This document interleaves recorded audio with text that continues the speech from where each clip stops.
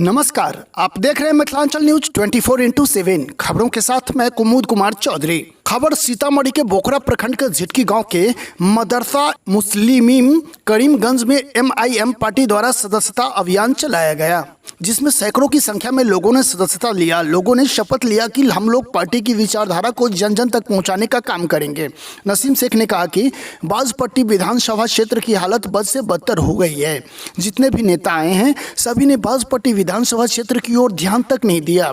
पूरे विधानसभा क्षेत्र में ना तो सड़कें अच्छी हैं, ना ही कोई कॉलेज और ना कोई अच्छा हॉस्पिटल।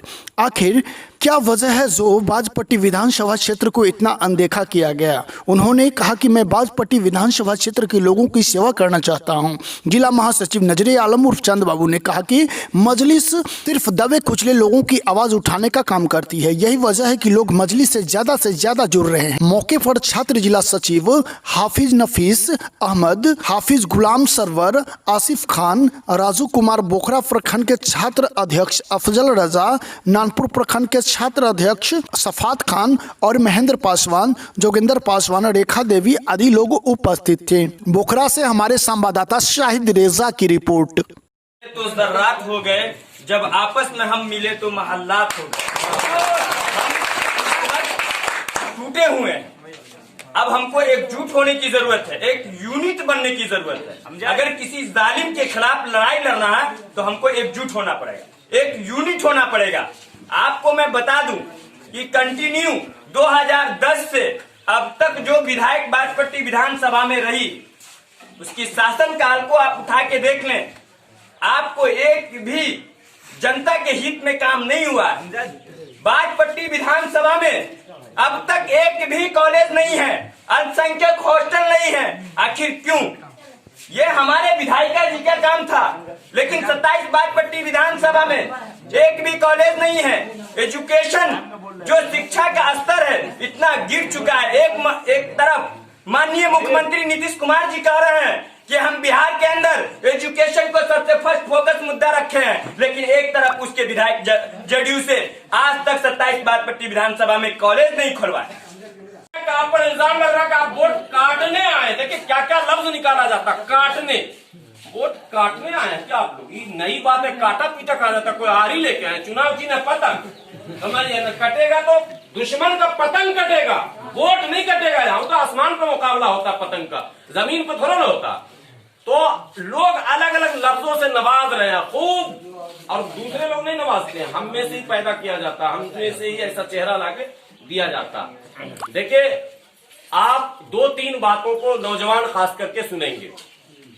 कांग्रेस बहुत प्यारी पार्टी हमारी थी कि नहीं थी भाई? बहुत प्यारी पार्टी, बहुत दुलारी पार्टी, महासेकुलर पार्टी, सेकुलर की बात कह लीजिए।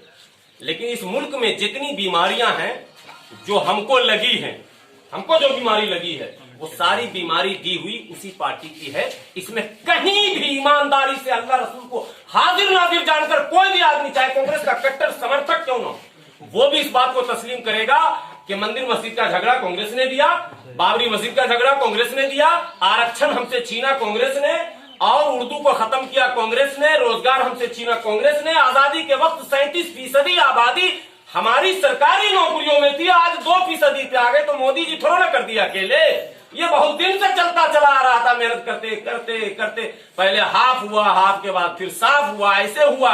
एक दिन में कांड नहीं हो गया। बाबरी मस्जिद भी कांड 1949 में हुआ था। तो हम एकजुट होए और एक तरीके से एक मत पे वोट दें, ताकि अगर कल को हारे भी तो हम खुद हारे और जीते भी तो हम खुद जीते। बहुत अच्छी बात।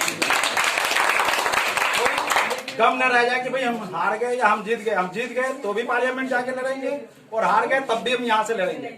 किसी भी हिंदू या मुस्लिम को, कोई भी हिंदू हमारा पड़ोसी है, उससे लड़ाई ना करें, उससे परेशान ना करें, खुद भी परेशान ना हो, उनको समझाएं, उनके साथ प्यार से पेश आए और कोशिश करें कि उनके दिल में जगह बने हमारे लिए। हम अपने पड़ोसी को नेता के लिए दुश्मन ना बनाएं, वो हिंदू हो या मुस्लिम हो, किसी से हमें दुश्मनी नहीं करनी।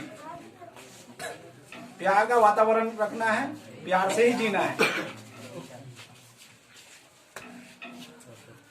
आते हैं और कहते हैं कि हम आपके रहनुमा हैं। उसको याद कीजिए उस दिन को जिस दिन NRC का कैंप जगह जगह लगाया गया था, और उस भीड़ में कौन था? उस भीड़ में आप थे, हम थे, आपकी बेटी थी, आपकी माँ थी, हमारी बेटी थी, हमारी माँ थी। कहाँ वो लोकल लीडर छुप गया था? नहीं था आपके बीच में। उस वक्त कहा गया था कि सिर्फ मुसलमान को टारगेट किया जा रहा था, इसलिए वो अपनी भीड़ नहीं लगाया। और उस वक्त आपने उस मुहिम के खिलाफ लड़ाई लड़ा और जम करके हमारी माँ बहनों ने लड़ाई लड़ा। उस वक्त फातिमा बन गई थी। इसलिए याद रखिए उस कुर्बानी को। जब हम लड़ाई लड़ रहे हैं तो हम क्यों दूसरों का झंडा ढूंढें?